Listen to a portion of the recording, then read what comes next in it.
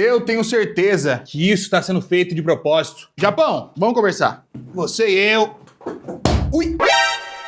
Desgraça! O que vocês estão fazendo com o diabo do anime favorito de muita gente? No caso, a obra, né? Porque o anime não restou nada.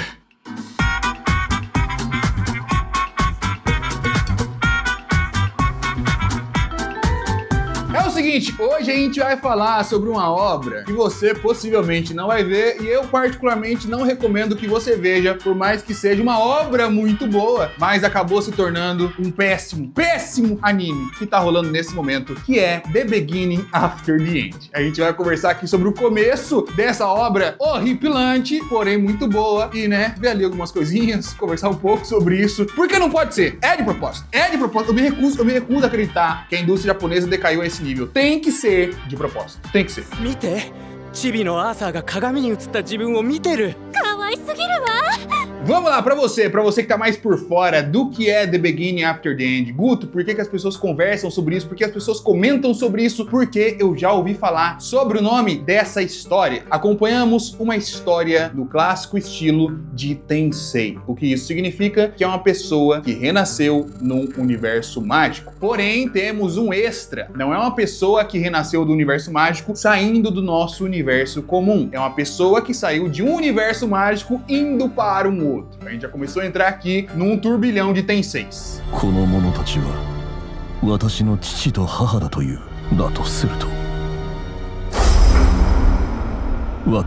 Temos para essa história o Rei Grey, que imperava no seu universo, era um rei muito impiedoso, muito implacável, muito firme e até mesmo cruel, dependendo do ponto de vista que você se encaixava na história, mas fazia acontecer. Ele era poderoso e realmente botava a mão na massa para as coisas rolarem. Depois de uma certa traição, ele morreu e renasceu no mundo de The Beginning After the End. Um mundo que existe magia. Ele logo descobre na sua primeira infância, depois de nascer numa família bastante feliz. Sua mãe, seu pai não eram ricos, mas também não eram pobres, eram pessoas que viviam afastadas ali numa fazenda e de alguma forma se mantinham, né? Ele é uma criança, ele começa a perceber as coisas com uma certa dificuldade, porque ele não pode se mover, né?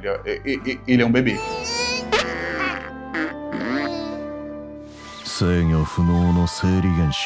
Mas Guto, você já fez um vídeo como esse, você tá falando pra mim do começo de Mushoku Tensei, não é?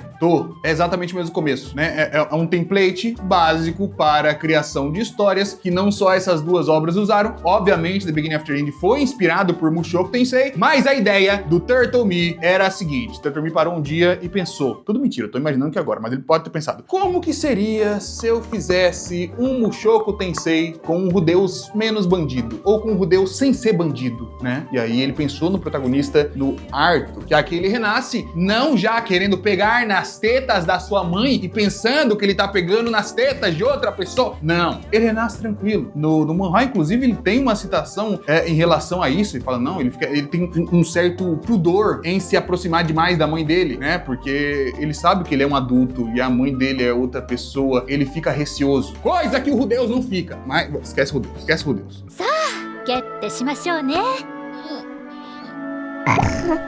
A história vai continuando e temos aqui o comecinho de Mushoku Tensei mesmo, né? Ele vai lá e acaba descobrindo a magia, ele descobre que ele pode estudar sobre magia muito antes das pessoas geralmente fazerem. Afinal de contas, no mundo dele existia o Ki. Então ele tem o conceito básico de como trabalhar essa energia espiritual e ele é um adulto. Então ele sabe que ele precisa aprender a ler, que ele precisa aprender a se mover, que ele precisa aprender a lutar. Afinal de contas, esse mundo tem uma estrutura muito mais antiga, tecnológica do que o reino dele, do que o mundo dele, mas ainda assim era necessário aprender a lutar e aprender a viver em sociedade, né? Ele precisa virar um ser humano, né, Rudeus? E aí o que acontece? Aquela cena linda de Mushoku Tensei ali no começo também, em que ele acaba destruindo uma parte da casa acidentalmente, enquanto revela que já consegue um certo nível de magia. Isso ali no começo dos primeiros episódios, né?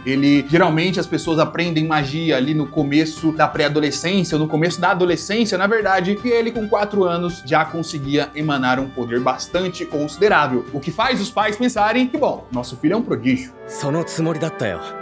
だがアーサーの才能はずば抜けている。Não é que nosso filho é um rei velho renascido de outro mundo. Nosso filho é um prodígio, então ele precisa estudar num lugar legal. Porque se ele estudar, ele vai conseguir ser potente, ele vai conseguir ser brabo. E aprendemos também sobre o estilo de magia que existe nesse mundo. Nesse começo, temos duas formas de se materializar, né? As pessoas que conseguem emitir magia, os emissores, e as que conseguem fazer a magia dentro de algum tipo de, como que eu posso dizer? De conduíte. No caso, você pegar um pedaço de pau e energizar o seu braço e o pedaço de pau, ou você simplesmente energizar o seu braço e ele se torna, né, uma coisa ali pra destruir. O pai dele é esse segundo e a mãe é um terceiro tipo, que a gente descobre um pouquinho mais pra frente, episódio 2, que a mãe dele é uma sacerdotisa, né, uma sacer de cura, ela é uma healer, né, e esse é um tipo um pouco mais raro que existe nesse mundo também, é uma emissora, só que healer, então é um pouco mais difícil e preciosa. Isso vai ser importante. 希少価値が高く、人前で力を使うのは好ましくない。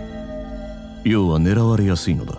E aí eles vão começar a jornada de se mudar. O Arthur, sua mãe e seu pai vão para uma outra cidade, para uma cidade onde ele possa estudar a magia apropriadamente. E para isso, reúne-se um grupo de aventureiros. Aventureiros que geralmente fazem missões com o pai do Arthur, aventureiros que fazem parte do grupo ali, né? A mãe agora tá um pouco mais afastada porque estava criando um bebê, mas todos eles sempre fizeram parte dessa party para poder explorar esse mundo e ganhar dinheiro por aí. Mas Guto, tudo que você tá me dizendo por enquanto tá legal. O que tem de errado nesse anime? O que tem de errado? Assim, por onde que a gente começa? É meio difícil, porque tudo que você pode ter visto de imagens sobre esse anime não consegue ainda traduzir a falta de qualidade que ele tem em nível técnico.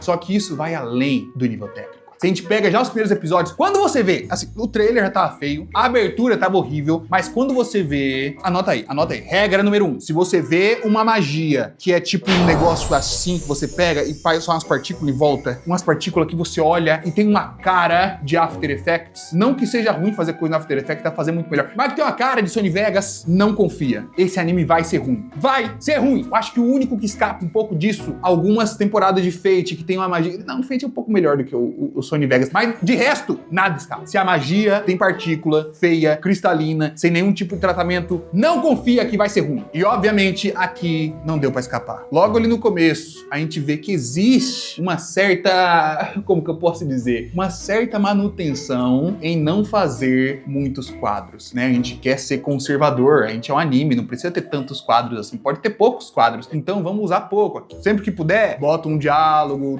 no off-screen com a cara do cara pensando, outro só observando, pra você economizar dinheiro. Só que eles precisavam economizar muito dinheiro. E aí na hora que começa qualquer cena de ação, logo pro primeiro episódio, o segundo episódio, olha essa cena do lobo.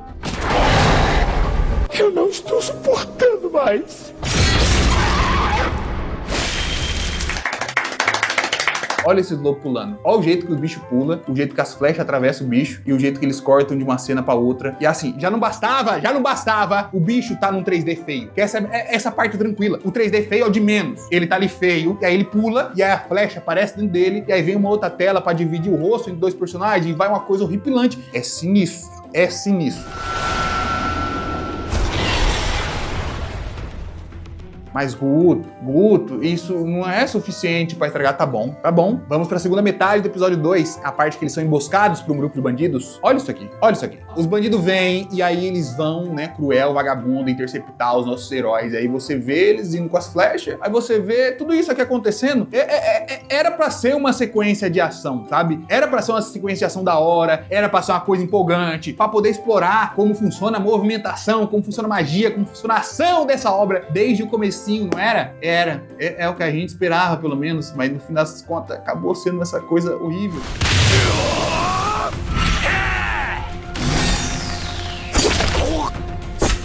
Você vê essa montagem de quadro, eu juro por Deus que um moleque de 16 anos faz melhor sozinho dentro do quarto. O pessoal que faz edição de música geek, pelo amor de Deus. 4 minutos, mais ou menos, vocês pegando uma página do Diabo do Manhwa pra animar, 4 minutos vocês fazem uma animação melhor do que essa. E não é brincadeira, não é exagero. E aí continua, né? Vai uma coisa pra cá, vai outra coisa pra lá. Basicamente, o Arthur precisa proteger a mãe dele, né? O grupo tá sendo emboscado. A gente vê que os bandidos são cruel, são vagabundo mesmo. E a mãe dele, por ser uma healer é importante, então eles vão fazer ela de escrava de uma maneira muito mais, como que eu posso dizer? É a escrava mais valiosa pra esse sentido, né? Porque ela é uma healer é uma coisa mais rara, então além de fazer coisas horripilantes com ela, coisas que...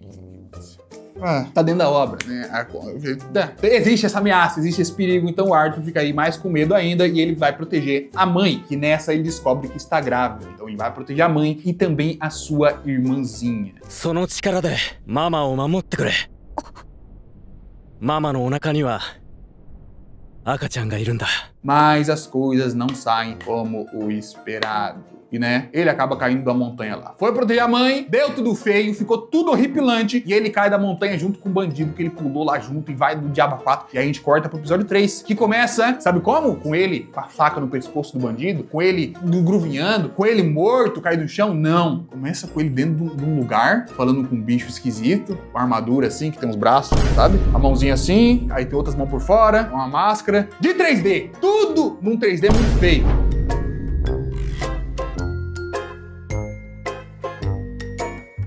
Ok, Guto, 3D não é problema. Aqui, eu acho que nesse ponto o 3D já se tornou um problema. A gente já pode parar de fingir que não. Nesse ponto, esse 3D é um problema. 3D geralmente não é, mas esse é. E aí a gente tem a introdução da personagem da Sylvia, né? Que é um personagem muito querido ali pelo manhwa. E a gente vê essa mulher, já vou contar pra vocês. É o diabo de um dragão que tá ali com uma forma inicial meio fingida, né? Que, inclusive, eu devo dizer que o design por si só, eu achei legal, né? O design da Sylvia. Não o jeito que ela se mexe, nem nada relacionado ali. Porque no manhwa não é uma Sylvia muito bonita também, não. Assim, tudo que a gente tá falando aqui, a gente vai retomar esse assunto mais pra frente. Mas o manhwa é feio. Só que o anime não precisava ser também, né? E aí a Sylvia vai lá e conversa com o Arthur. Arthur, se você aprender a usar magia como as grandes bestas de mana, o que você vai fazer? Aí ele olha pra ela e fala, eu vou matar todo mundo, que eu sou bicho ruim, eu vou matar todo mundo. E ela pega e joga ele pra longe. Não, você é vagabundo, não é pra usar poder assim não. Se for pra usar assim, eu nem devia ter te salvo. Salvei pra quê? Pra ser vagabundo? Aí ele vai e fica ali mais um tempo com ela, até que, né, ela vai ser sabotada ali, aparece um outro bicho exatamente igual a ela, é o mesmo modelo de 3D, vem outro bicho exatamente igual. Troca um pouquinho, acho que é uma manchinha ali, ao invés de ser vermelha, passa a ser azul, pra mostrar que é um outro bicho que é macho, e aí é a mesma coisa, é a mesma coisa. 血の匂いが導いてくれました。さあ、共に来てください。 E aí começa um diálogo ali, um debate, ela para o tempo. Na hora que a Sylvia vai parar o tempo para conversar com o Arthur, eu quero que vocês prestigiem, porque é o ápice da animação japonesa. Tem esse momento aí, puf, congela tudo, e aí vai ela, né, conversar com ele, já em forma de... depois pega e troca pra forma de dragão dela. É uma das coisas mais sombrias que o ser humano já pôde pôr o lápis para desenhar. Sylvia, 守れないんだね。 僕の力じゃ。 E ela fica se movimentando assim, eu sou a Sylvia, fica a boca assim, ó, a boca meio esquisita, eu sou a Sylvia, ela mexe, ela vai falando com o Arthur, aí explica que ela é um dragão e tudo mais, e abre um portal pra ele ir embora. E aí, cara, nesse episódio eu percebi que o problema não é só a animação. Foi nessa que eu percebi, foi nessa que me toquei. O que é que acontece? Vamos lá, de novo, não é uma obra bem desenhada, o manhwa não é bonito, o manhwa na verdade é bem feio, né, um manhwa antigo, lá pros começos, quando as pessoas começaram a pegar ali pra ilustrar as novels, as escritas e tudo mais, e aí teve destaque e tocou pra frente. Mas a questão é, primeiro, mesmo sendo feio, é uma obra muito querida por muitas pessoas. E aí você se pergunta, por quê? Porque assim, geralmente quando é feio, não sobra nada. Você tá desenhado feio ali, as pessoas não vão nem dar atenção, a não ser que sejam coisas muito excepcionais. Mob, a gente teve destaque pra isso, quando conseguiu ser feito, né? One Punch Man antes, depois Mob, por aí vai. Mas em manhwas é a mesma coisa. Se o manhwa é muito feio e a história é mediana, ou a história é boazinha, é feio, ninguém vai ler. Mas se é feio, mas é muito boa a história, as pessoas vão dar uma chance. Que era o caso de The Beginning After the End. Tem momentos que a arte fica melhor, perfeita, maravilhosa? Nunca fica, vou ser bem sincero. Você pode ler, você vai estar imerso e você vai começar a gostar do estilo. Mas muito boa? Nunca é. De um nível assim, de um nível, sei lá, solo leveling, você que tá viciado em solo leveling? Não é. Nunca.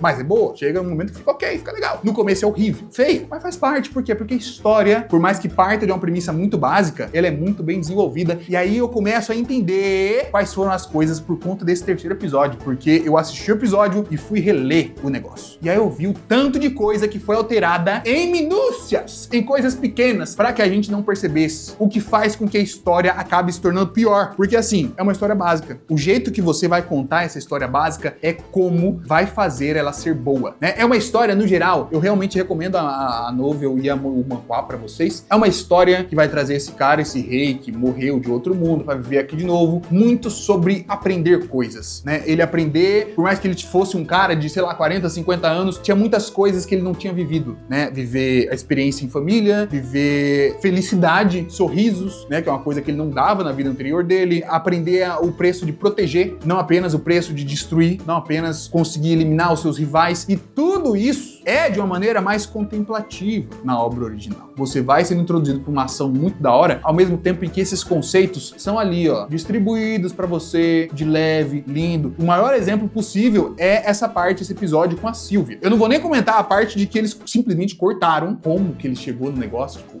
ele tava caindo da montanha e de repente ele tá dentro de uma caverna com um dragão, tipo, tá bom, cortaram, mas tudo bem. Toda a parte de conversa com ela. A Sylvia, no manhwa, ela vai aquele papo de, pô, né, o certo é certo, errado é errado, as pessoas têm que repensar as coisas. E eles passam bastante tempo lá. E o tempo parece passar mais devagar, porque passa bastante tempo. Eles passaram semanas juntos. E aí, você lendo, tem a sensação de que a ligação entre eles tá aumentando. E no anime não tem essa sensação. シルビオ。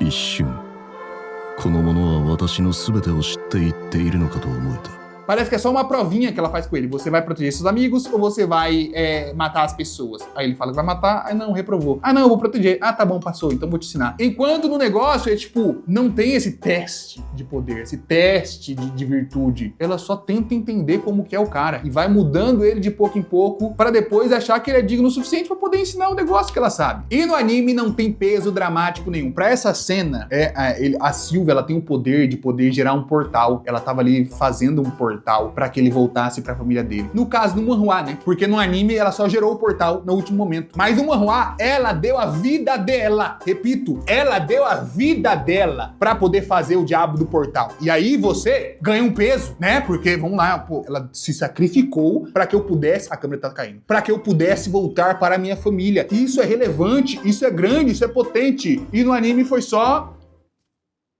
Sei lá, ela já ia morrer mesmo. E aí você repara que os pesos narrativos começam a ser arrancados. Se você não tem uma ligação entre eles, se ela não se sacrificou por ele para mostrar como que é a bondade, como que a bondade funciona, uma pessoa que não tinha nada a ver com você, se sacrificar para que você pudesse encontrar sua família no final das contas, e você dá o valor para isso, e com isso você começa a mudar as suas ações. Você não tem a história. Era uma história básica, uma história besta de como um moleque nasceu numa família e vira um mago. O que fizeram com isso? Botaram o lobo, cortaram a cena dele aprendendo. Daqui a pouco, bota o Mushoku Tensei logo, junta com o anime, junta, bota o Rudeus. O Rudeus tá na escola dele, bota o Arthur pra fazer um monte de merda, bota pra acontecer, porque de resto já acabou. Inclusive, vim fazer esse vídeo pra instituir de novo uma coisa que a gente fez há muito tempo. Tem um anime que a gente já apagou da história. Não é um anime que não devia existir, não, é outro anime. E não devia existir também, mas esse as pessoas já começaram a esquecer que ele existe. Seguinte, a partir de hoje, não falamos mais sobre The Beginning After the End anime. Toda vez que a gente pensar nesse anime, a gente finge de louco, finge que ele não existe e fala como seria legal se tivesse uma primeira temporada. Como seria legal se eles animassem. Porque aí talvez, quem sabe um dia, eles comecem a acreditar que não existe mesmo um anime e façam um. Quer dizer, não existe, né? O que tem a gente nem pode considerar que é um anime.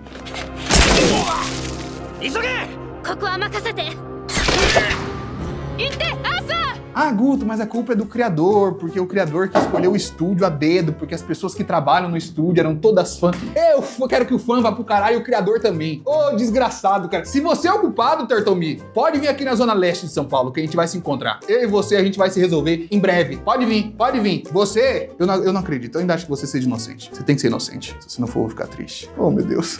Tchau pra vocês e não sei nem mais o que eu tô fazendo da vida. Acabou pra mim. Sobrou nada. Ah, na verdade, tinha uma coisa pra falar assim. Por mais que tentem culpar o Turtle Me, eu não acredito que a culpa seja dele, não. Eu acho que a culpa é do Japão mesmo. Porque o que acontece? Solo Leveling foi o anime mais falado do começo do ano. E do final do ano passado também, de uma parte do ano passado. Essa temporada, To Be Hero X tá dominando tudo. Super Cube tá lançando absurdo, dominou o Twitter essa semana nas redes sociais. Próxima temporada, Lord of the Mysteries, junto com outros animes. Vai chegar no final do ano, 8 dos 10 animes dos melhores ou dos mais comentados não vão ser japoneses. Se The Beginning After the End fosse bom, seriam 9 dos 10 animes mais comentados e mais bem vistos do ano não seriam japoneses. Por isso que eles começaram a sabotar. Pode anotar que as próximas produções coreanas que o Japão pegar vão ser ruins. Eles vão sabotar nossos animes. Vão sabotar o anime do gatinho que vai vir, Elicide, vai ser sabotado. O anime do pedreiro vai ser sabotado. Qualquer esse outro manhwa aí que você tá pensando que você gosta, vai ser sabotado. E eu tô de olho. Se acontecer com qualquer um deles, você ouviu aqui, você já sabe o que é. Saiu o trailer feio?